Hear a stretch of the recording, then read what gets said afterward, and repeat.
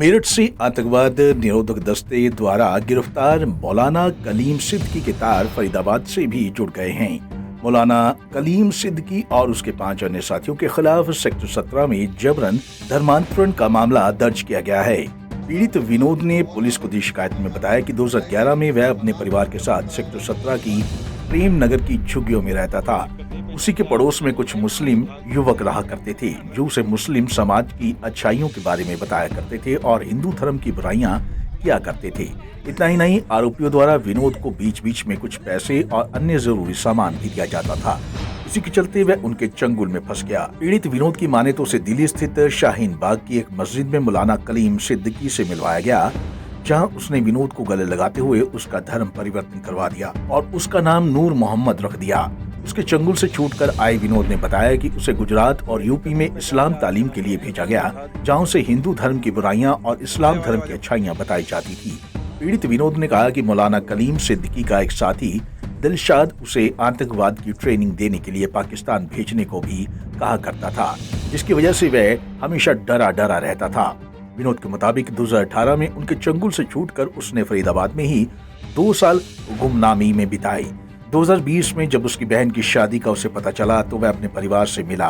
परिवार के लोग उसे समझाकर अपने साथ ले आए और अब जाकर उसने सेक्टर 17 थाने में मौलाना कलीम सिद्दीकी समेत 6 लोगों के खिलाफ मुकदमा दर्ज कराया है। जब मैं मुस्लिम बन गया, इन लोगों ने मेरा नाम नूर मोहम्मद रखा है। ये हाथ पे भी इन लोगों ने बनवा दिया। मेरा ये निशान भी, ये ओम बना हुआ था, ये भी मिटवा दिया इन लोगों ने। बजरंग बली बना हुआ था, ये भी इन लोगों ने मिटवा दिया मेरे साथ। अच्छा, दूसरा जब गुजरात गए थे तो मैं जमात की जो तालीम दी गई थी वो किस तरह की तालीम थी? क्या पढ़ाते थे? नमाज पढ़नी वगैरह सिखाते थे वो लोग और अरबी का ज्ञान दिया गया मुझे। अरबी पढ़नी सिखाई मुझे। तो क्या आतंकवाद की भी कोई ट्रेनिंग देने की बात थी वहाँ के? आतंकवादी बना देंगे या भी सिखाते थे जी ये लोग? कहाँ गैर मुस्लिमों को मारना चाहिए। हाँ। ये तो दिल्ली में ही सिखाते थे जी। कोई ट्रेनिंग हथियारों की या कोई ऐसी भी कोई? जी क्या बताओ पूरी।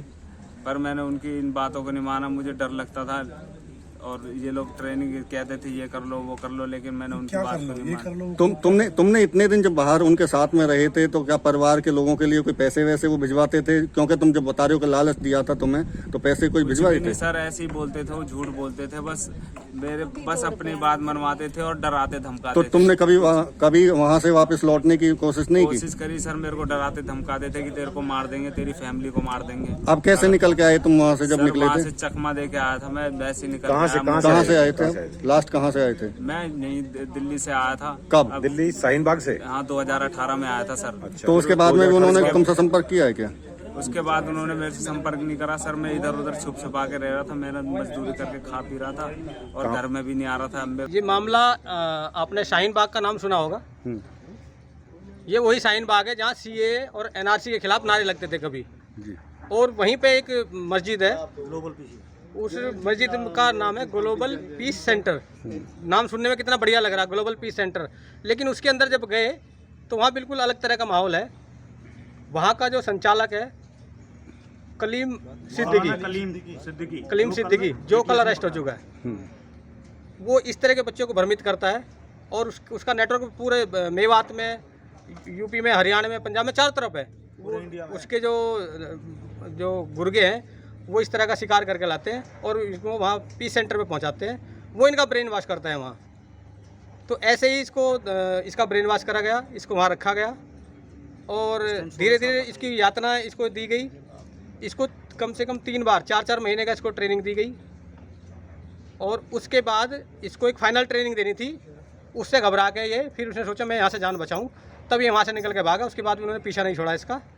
तब ये हमारे पुलिस की इसने मदद ली और हमारे संगठन के लोगों से मिला और आज ये आपके बीच में है। धर्मांतरण के इस मामले में पीड़ित विनोद ने जो खुलासे किए हैं हैरान कर देने वाले हैं। जरूरत है कि इस मामले में गहराई से जांच हो।